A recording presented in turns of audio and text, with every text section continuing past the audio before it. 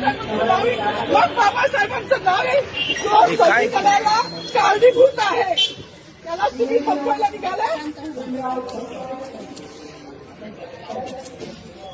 पालकमंत्र्यांची फार मोठी चूक आहे मॅडम, माफी मागणार नाही, पण पालकमंत्र्यांची त्यांची ही चूक पत्रात घ्यावी. नाही आता राहू दे, जसं आहे तसंच राहू दे.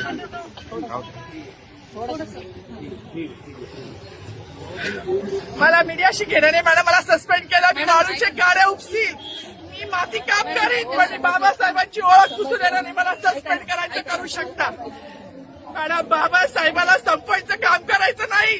26 जानेवारी 15 ऑगस्ट मध्ये मी नाही मानत, पण लोकशाही मॅडम तुम्ही सुद्धा संविधानामुळे आहात, पालकमंत्री सुद्धा पालकमंत्री संविधानामुळे आहे.